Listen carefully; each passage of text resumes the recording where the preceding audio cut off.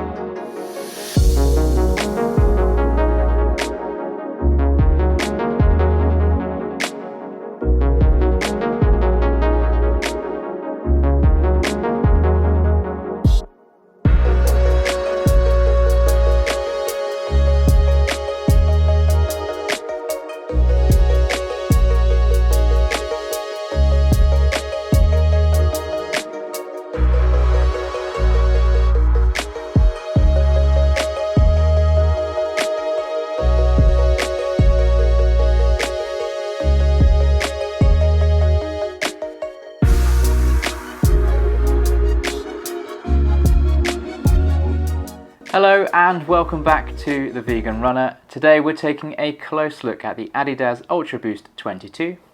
I've put 100 miles in them, thrashed them about in a range of different running scenarios to give you a good idea of how well this shoe performs.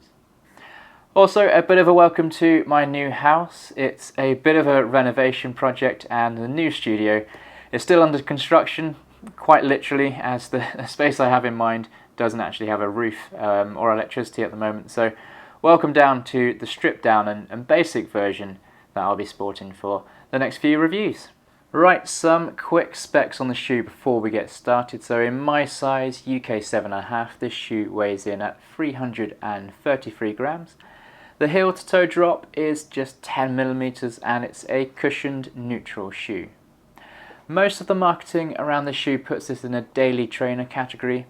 That's a shoe that can pretty much do like a little of everything and should be pretty comfortable on those Sunday long runs. And that's what I was looking for when I bought this shoe. I needed a well-cushioned, comfortable shoe that I'd feel happy with strapping on my feet for runs over the half marathon distance, and a shoe that's solidly built and will last the course as the mileage builds up in training for Brighton Marathon in a couple of months' time. My last pair of UltraBoost shoes were called the UltraBoost 4, and I think they were the 2018 model, and they came out at a time when a knitted upper was becoming popular. I love those shoes. They were light enough for just about everything, the cushioning was super squishy, and the plush upper hugged my foot like nothing else I'd ever worn.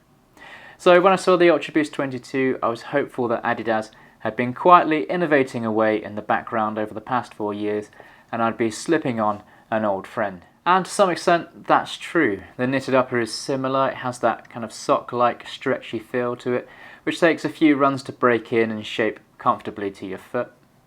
And it's great that it's made from 50% recycled ocean plastic and 50% recycled polyester. That's a great step in my opinion, and a sign that shoe manufacturers are slowly developing the tech to make running shoes a little bit more sustainable. The flat laces are held in place by a familiar plastic cage that wraps around the top of your foot, and the fit is secure. There's no slopping around, and the rubbing on the Achilles is minimal thanks to this well padded heel collar and this kind of interesting flare thing going on here.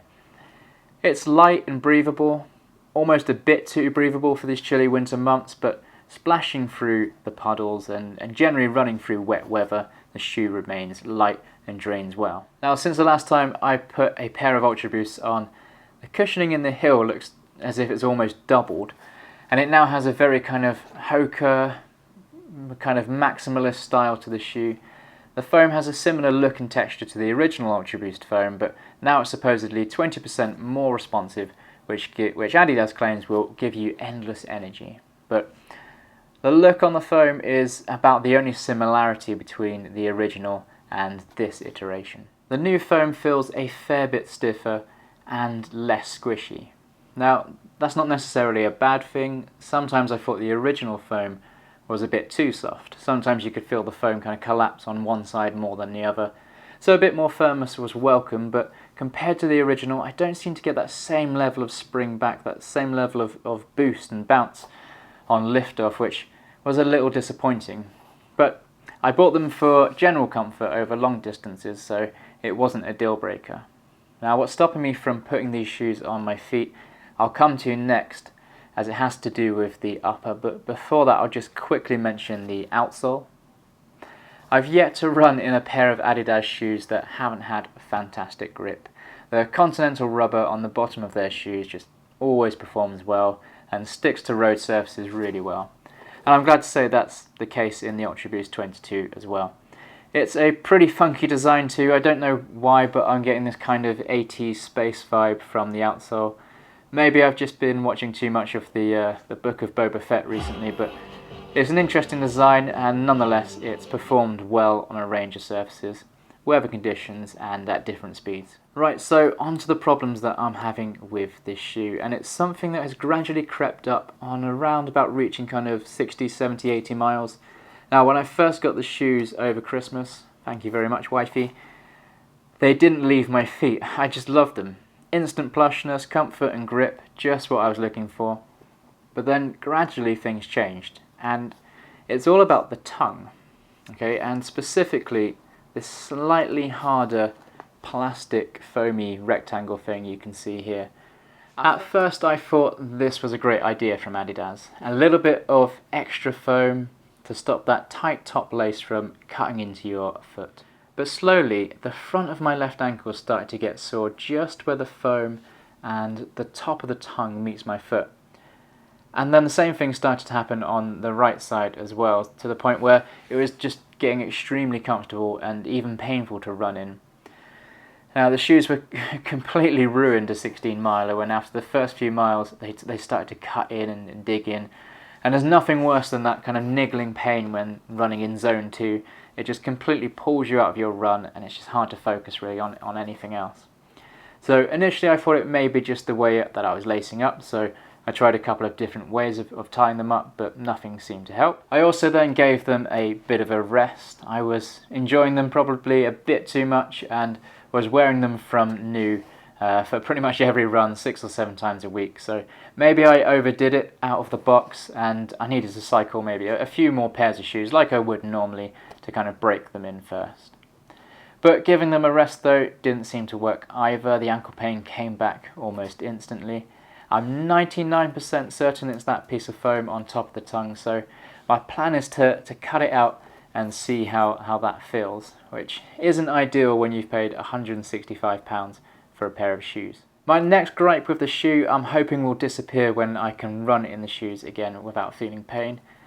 And perhaps unconsciously I was probably adjusting my gait to feel less pain, which resulted in me probably overthinking how I was running and how I was just kind of bouncing along in the shoe, which led me to dislike the kind of heel to toe rocking motion of the shoe. And I think this is partly down to what Adidas call their linear energy push system, and that's the part of the shoe that you can just about see through the outsole. Now this stiff plastic torsion system is designed to keep the midfoot a bit stiffer. Now as a midfoot to forefoot striker, I quite like a bit of flex in the forefoot. It feels more natural to me, and just the whole way the shoe was moving quite stiffly underfoot didn't feel responsive. It felt like I was being forced to run in a certain way as opposed to the shoe responding to how I was running. Now this may have something to do with the shoe being slightly on the heavier side for me as well. All that extra foam over the years has added to the weight and they just feel a touch on the hefty side. I only really noticed this when I became unhappy with the tongue, so I'm hoping with some DIY modifications I'll get back to enjoying the shoe again. And I haven't seen this as a common complaint with these shoes, so if you were a fan of the UltraBoost 21, then I suspect you're going to get on really fine with the UltraBoost 22 as well. There's been a few minor tweaks between iterations, so you'll likely be fine. But if you're coming from a model that's a few years old like I was, expect some pretty big changes over the years and not necessarily for the better. The tongue issue aside, I think they are a well-built shoe. Every component looks well made and feels robust. I can see the shoes easily getting up to about 400 miles, probably even further. At £165, it's a pretty pricey shoe. I would feel a lot happier if these shoes were something like £100 to £120. That would be a lot more reasonable for a daily trainer, but if they go all the way to 400 miles, you're getting about 41 pence to the mile, 33 pence to the mile if they go to 500 miles. So that's likely, and that's a bit better value for the shoe, but there you go, they're on the pricey side. But once they've finished their life as a runner, you've then got a half-decent lifestyle trainer to slip on. Right, I'm about to go and take a standing knife to this tongue, and I'll update you on this shoe once it's got to the end of its running life. And hopefully those modifications will make all the difference, and I'll go back to loving these shoes. If you found this review helpful, please go ahead and hit that like and subscribe button. I release weekly running videos, and we're closing in on reaching that 1,000 subscriber milestone. So please share the video, please hit that bell icon as well so you don't miss the 1,000 sub special. Thanks again, and until the next one, be the best you.